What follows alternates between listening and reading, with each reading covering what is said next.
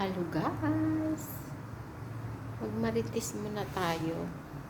Pakita ko lang sa inyo ang halaga kung magkano.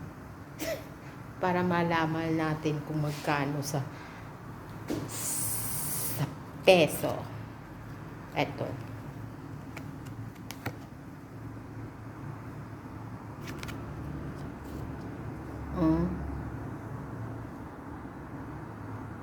Ayan. Ayan. 180 KD. Tapos, yung 180 KD, i-rate mo sa piso. Kasi ang piso, sa 1 dinar sa piso is 181 sa ngayon. Kasi bumaba. I-times natin yung 180 KD sa 181 is 32,500 mahigit. Yun ang presyo ng damit nila dito, diba? Diyos me, 1,000.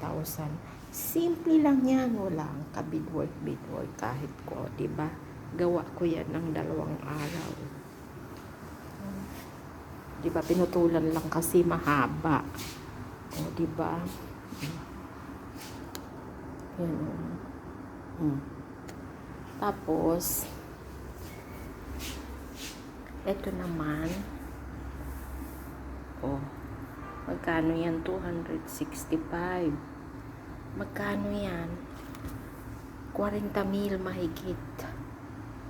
42,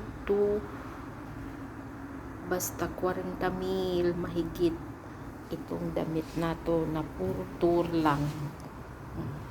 Pero meron siyang kristal na konti dito sa taas, dito sa ano lang.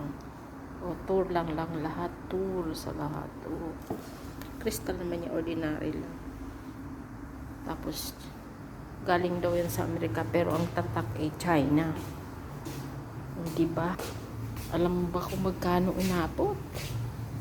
Diba? Meron pa yung gawa ko na simple lang. Yun lang, maiksi siya. Yes. May ribbon sa likod. Wala mo ba kung magkano? 150. 150. O magkano i-times mo yun sa 181? Magkano abutin? O diba?